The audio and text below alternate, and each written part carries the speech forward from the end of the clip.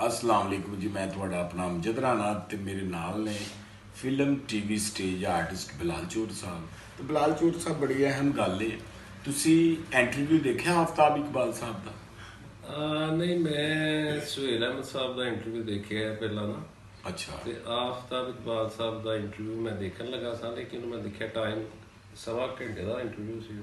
सवा घंटे का ਆਹੋ ਯਾਰ, एडा लम्मा इंटरव्यू क्यों? ਮੈਨੂੰ ਨਹੀਂ ਪਤਾ ਕੀ ਹੋਇਆ। सारा सेल साहब की शख्सियत ते 7 ਸਫ਼ੇ ਪੜ੍ਹੇ ਹਨ, है सेल साहब की शख्सियत ਸਾਰੀ ਗੱਲ ਸਹੀ ਸਾਹਿਬ।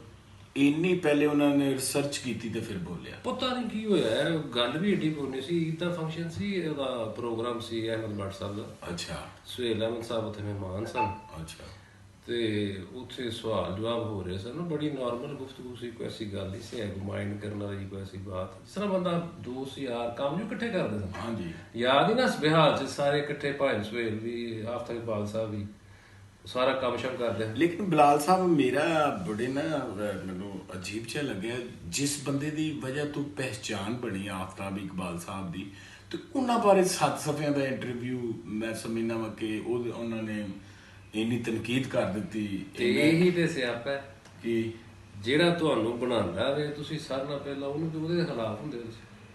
अच्छा ये साडी रीत है। ਹਾਂ, ਰੀਤ ਇਹਦਾ ਕੋਈ ਗਮ ਨਹੀਂ। ਦੇਖੋ ਇਹ ਨਹੀਂ ਕਹਿਣਾ ਚਾਹੀਦਾ ਕਿ ਫਲਾਣੇ ਦੀ ਵਜ੍ਹਾ ਨਾਲ ਬਣਦਾ ਹੈ, ਬਣਦਾ ਅੱਲਾ ਦੀ ਰਹਿਮਤ ਨਾਲ। नहीं नो डाउट के जेड़े आफ्ताब इकबाल साहब ने बहुत नॉलेज वाले आदमी ने, लेकिन मैं पर्सनल तौर पे अगर आफ्ताब साहब ਨੂੰ जानना तो सुहेल अहमद साहब ਦੀ वजह ਤੋਂ जानना। मैं उन्होंने पहली बारी उन्होंने प्रोग्राम 'ਚ ਵੇਖਿਆ ਕਿ ਇਹ ਵੀ ਕੋਈ ਬੰਦਾ ਸਾਫੀ ਹੈ, ਇਹ ਵੀ ਕਿਤੇ ਕੋਈ ਕੰਮ ਕਰਦਾ ਹੈ। ਦੇਖੋ ਨਾ, ਆਡੀਅנס ਹੈ ਨਾ ਜੀ, ਥੀਏਟਰ ਦੀ ਆਡੀਅנס ਹੈ, ਫਿਲਮ ਦੀ ਆਡੀਅנס ਹੈ, ਟੈਲੀਵਿਜ਼ਨ ਦੀ ਆਡੀਅנס ਹੈ। ਉਹ ਜਿਹੜੀ ਆਡੀਅנס ਹੈ ਕਿਹਦੇ ਨਾਲ ਪਿਆਰ ਕਰਦੀ ਹੈ, ਇਹ ਤੇ ਕਿਸੇ ਨੂੰ ਇਤਰਾਜ਼ ਨਹੀਂ ਹੋਣਾ। ਨਹੀਂ ਨਹੀਂ ਜੀ ਨਹੀਂ, ਠੀਕ ਹੈ। ਅਮਾਨੁੱਲਾ ਸਾਹਿਬ ਦੀ ਤਾਰੀਫ ਸੁਹੇਲ ਸਾਹਿਬ ਵੀ ਕਰਦੇ ਨੇ, ਆਫਤਾਬ ਇਕਬਾਲ ਸਾਹਿਬ ਵੀ ਬੜੀ ਕਰਦੇ ਨੇ, ਨਹੀਂ ਤੇ ਉਹ ਤੇ ਸਾਨੂੰ ਕੋਈ ਇਤਰਾਜ਼ ਨਹੀਂ ਬਣਦਾ। ਆਫਤਾਬ ਇਕਬਾਲ ਸਾਹਿਬ ਕਿਸ ਤਰ੍ਹਾਂ ਮਿਲਦੇ ਨੇ, ਕਿਸ ਤਰ੍ਹਾਂ ਬੈਠਦੇ ਨੇ, ਉੱਠਦੇ ਨੇ, ਕਿਸੇ ਨੂੰ ਕੋਈ ਇਤਰਾਜ਼ ਨਹੀਂ। ਕਿੰਜ ਬੈਠਦੇ ਨੇ ਵੈਸੇ ਉਹ? ਨਹੀਂ ਤੇ ਉਹਨਾਂ ਦੇ ਲੱਕ 'ਚ ਕੋਈ ਪੀੜ? ਨਹੀਂ ਮੈਨੂੰ ਪਤਾ, ਮੈਂ ਨਹੀਂ ਪਤਾ, ਲੇਕਿਨ ਬਹਿੰਦੇ ਇਸੇ ਤਰ੍ਹਾਂ ਹੀ ਆ। ਤੇ ਉਹ ਇਹੋ ਜਿਹੀਆਂ ਗੱਲਾਂ ਹੀ ਹੋਈਆਂ ਨੇ। ਸੁਹੇਲ ਅਹਿਮਦ ਸਾਹਿਬ ਨੇ ਗੁਫ਼ਤਗੂ ਆਪਣੀ ਜਿਹੜਾ ਆਗਾਜ਼ ਕੀਤਾ ਬੜੇ ਪਿਆਰ ਨਾਲ। ਮੈਂ ਕਿਹਾ ਜੀ ਮੇਰਾ ਛੋਟਾ ਭਰਾ ਹੈ, ਮੇਰਾ ਦਿਲ ਤੇ ਨਹੀਂ ਕਰਦਾ ਕਿ ਮੈਂ ਐਸੀ ਗੁਫ਼ਤਗੂ ਕਰਾਂ, ਲੇਕਿਨ ਉਹ ਗੱਲਾਂ ਸੁਣੀਆਂ, ਲੋਕ ਦੱਸਦੇ ਨੇ ਆ ਕੇ।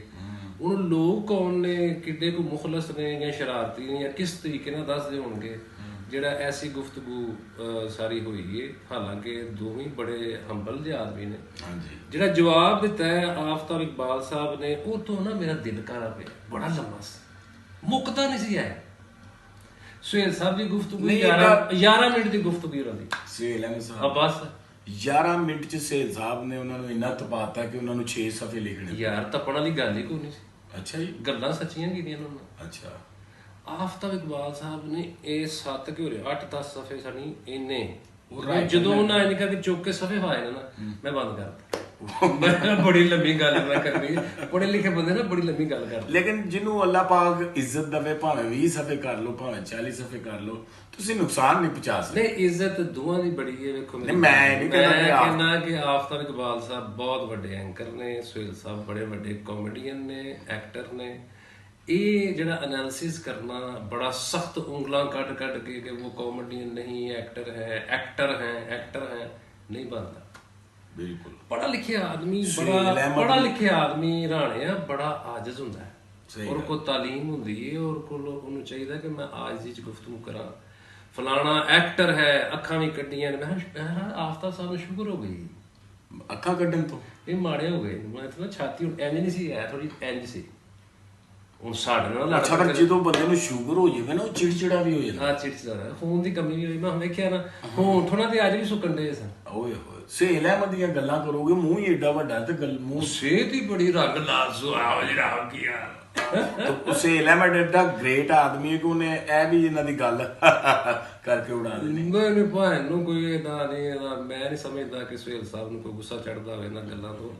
ਸੁਹੇਲ ਸਾਹਿਬ ਵੱਡਾ ਆਦਮੀ, ਜੈਨੂਨ ਵੱਡਾ ਆਦਮੀ, ਗ੍ਰੇਟ ਆਦਮੀ। ਹਾਂ, ਬੜਾ ਨਾਈਸ ਆਦਮੀ। ਬਿਲਾਲ ਸਾਹਿਬ ਹਮੇਸ਼ਾ ਉਹਨਾਂ ਨੇ ਪਿਆਰ ਹੀ ਕੀਤਾ ਹੈ।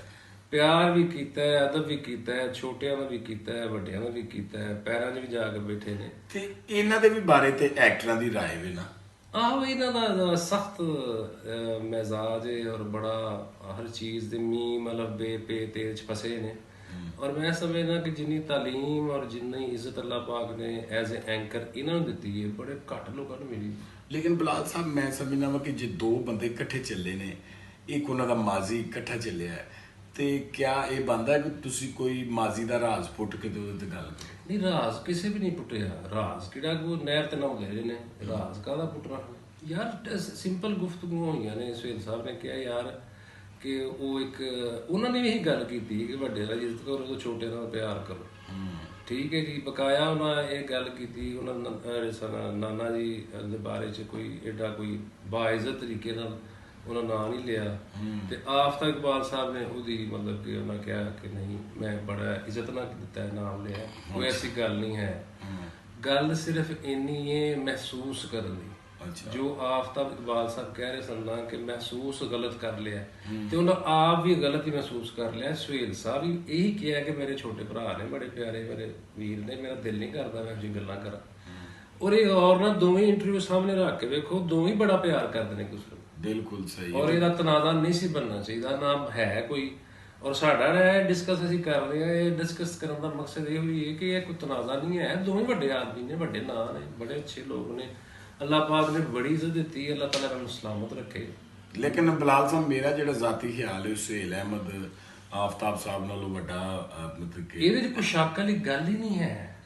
ਉਹਨਾਂ ਦਾ ਦੇਖੋ ਨਾ ਜਿਹੜਾ ਭੈਣ ਸੁਹੇਲ ਜਿਹੜੇ ਨੇ, ਸੁਹੇਲ ਅਹਿਮਦ ਸਾਹਿਬ, ਆਫਤਾਬ ਇਕਬਾਲ ਸਾਹਿਬ, ਸੁਹੇਲ ਸਾਹਿਬ ਵੱਡਾ ਐਕਟਰ ਹੈ, ਇਨਸਾਨ ਬੜਾ ਵੱਡਾ ਹੈ। ਹਾਂਜੀ। ਔਰ ਜਿਹੜੀ ਉਹਨਾਂ ਨੇ ਇਹ ਗੱਲ ਕਹੀ ਕਿ ਉਹ ਕਾਮੇਡੀਅਨ ਨਹੀਂ, ਤੇ ਇੱਥੇ ਮੈਦਾਨ ਲਾਹੌਰ 'ਚ ਆ ਜਾਓ, ਆਫਤਾਬ ਸਾਹਿਬ ਦੋਵਾਂ ਨੂੰ ਸਟੇਜ ਤੇ ਛੱਡ ਦਿੰਦੇ ਆ। ਨਹੀਂ ਨਾਲ ਜਿਹੜਾ ਮਰਜ਼ੀ ਇੱਥੇ ਤੋਂ ਗਲਤ ਹੈ ਬੇਸ਼ੱਕ, ਤੇ ਇਹਦੇ ਕੋਈ ਸ਼ੱਕ ਤੇ ਹੈ ਹੀ ਨਹੀਂ। ਤੇ ਇਹ ਤਾਂ ਸੁਹੇਲ ਸਾਹਿਬ ਸੁਹੇਲ ਸਾਹਿਬ ਨੇ ਕਿਹਾ, ਮਸਤਾਨਾ ਸਾਹਿਬ ਨੇ ਕਿਹਾ, ਬੱਬੂ ਬਰਾੜ ਸਾਹਿਬ ਨੇ ਇਹ ਕਿਹਾ, ਸਟੇਜ ਦਾ ਹਰ ਐਕਟਰ ਕਹੇਗਾ, ਸਭ ਨੇ ਕਿਹਾ ਕਿ ਉਹ ਵੱਡੇ ਫਨਕਾਰ, ਤੁਹਾਨੂੰ ਉਹਦੀ ਕੋਈ ਸ਼ੱਕ ਨਹੀਂ ਹੈ। ਬਕਾਇਆ ਉਹਨਾਂ ਨੇ ਜ਼ੋਰ ਪਾਇਆ ਐਕਟਰ, ਐਕਟਰ, ਇਹ ਬੜਾ ਉਹਨਾਂ ਕਿਹਾ। ਇੱਥੋਂ ਮੈਂ ਫਿਰ ਬੰਦ ਕਰਤਾ, ਮੈਂ ਪਤਾ ਨਹੀਂ ਕੀ ਗੱਲਾਂ ਕਰਦਾ। ਤੇ ਐਕਟਰ ਤੇ ਬਹੁਤ ਵੱਡੇ ਨੇ ਸੁਹੇਲ ਸਾਹਿਬ। ਆਹ ਤੇ ਉਹਨਾਂ ਨੇ ਤੇ ਕਿਹਾ। ਕਾਮੇਡੀਅਨ ਵੀ ਬਹੁਤ ਵੱਡੇ ਨੇ। ਮੈਂ ਕਹਿੰਦਾ ਜਿਹੜਾ ਉਹਨਾਂ ਸ਼ਰਤੀਆਂ ਮਿੱਠੇ ਹੋ ਚ ਸਕਦਾ ਹੈ ਉਹਨਾਂ ਨੇ ਡਰਾਮੇ ਨਾ ਵੇਖੇ ਹੋਣੇ, ਕਿਹੜੀ ਲੜਾਈ ਯਾਰ। ਸ਼ਰਤੀਆਂ ਮਿੱਠੇ ਉਹਨਾਂ ਦਾ ਡਰਾਮਾ ਚੁੱਕ ਕੇ ਵੇਖੋ ਬਲਾਲ ਸਾਹਿਬ, ਇਹ ਉਹਨਾਂ ਦਾ ਡਰਾਮਾ ਤੇ ਮਾਨ ਨਹੀਂ ਹੈਗਾ। ਇਹ ਜਿਹੜਾ ਜਨਮ ਕੀ ਕਹਿੰਦੇ ਨੇ, ਜਨਮ ਕੀ ਮੈਲੀ ਬੜੇ ਡਰਾਮੇ ਨੇ। ਫਿਰ ਇੱਕ ਤੇਰਾ ਸਨਮ ਖਾਨਾ ਚ ਉਹਨਾਂ ਨੇ ਇਹੋ ਜਿਹਾ ਮਤਲਬ, ਔਰ ਡਰਾਮੇ ਵੀ ਉਹਨਾਂ ਆਪ ਲਿਖੇ ਨੇ, ਡਾਇਰੈਕਸ਼ਨ ਵੀ ਉਹਨਾਂ ਆਪ ਕੀਤੀ, ਮਹੀਨਾ ਵੀ ਨਾ ਕੀਤੀ। ਕੋਈ ਬੰਦਾ ਨਾਰਾਜ਼ ਹੋ ਕੇ ਨਹੀਂ ਗਿਆ ਉਹਨਾਂ ਕੋਲੋਂ, ਸਾਰਿਆਂ ਲੋਕਾਂ ਨੇ ਪਿਆਰ ਕੀਤਾ ਉਹਨਾਂ ਨੂੰ। ਉਹਨਾਂ ਦਾ ਅਖਲਾਕ ਵੱਡਾ ਸੀ, ਉਹਨਾਂ ਦਾ ਅਦਬ ਵੱਡਾ ਸੀ। ਬਾਕੀ ਅਸੀਂ ਇਹ ਨਹੀਂ ਕਹਿੰਦੇ ਕਿ ਆਫਤਾਬ ਇਕਬਾਲ ਸਾਹਿਬ ਵੱਡੇ ਆਦਮੀ ਨਹੀਂ, ਬੜਾ ਵੱਡਾ ਆਦਮੀ ਹੈ, ਵੀ ਬੜਾ ਅੱਛਾ ਐਂਕਰ ਹੈ, ਬੜਾ ਮਜ਼ਾ ਆਉਂਦਾ ਉਹਨਾਂ ਨੂੰ। ਨਹੀਂ ਉਹ ਆਪਣੀ ਜਗ੍ਹਾ ਬੇਸ਼ੱਕ ਵੱਡੇ ਹੋਣਗੇ, ਲੇਕਿਨ ਸੁਹੇਲ ਅਹਿਮਦ ਸਾਹਿਬ ਨੂੰ ਵੀ ਵੱਡੇ, ਸੁਹੇਲ ਸਾਹਿਬ ਉਹਨਾਂ ਨੂੰ ਉਮਰ 'ਚ ਵੀ ਵੱਡੇ। ਇਹ ਗੱਲ ਹੈ। ਨਾਲੇ ਉਹਨਾਂ ਦਾ ਚਿਹਰਾ, ਮੂੰਹ ਵੀ ਵੱਡਾ ਉਹਨਾਂ ਦਾ, ਇਹ ਫਰਕ ਹੈ। ਤੇ ਹੱਥਾਂ ਪੈਰਾਂ ਦੇ ਵੀ ਵੱਡੇ ਨੇ, ਵੱਡੇ ਨੇ, ਤੇ ਦਿਲ ਦੇ ਵੀ ਵੱਡੇ ਨੇ। ਨਹੀਂ ਚਪੇੜ ਵੀ ਵੱਡੀ ਉਹਨਾਂ ਦੀ।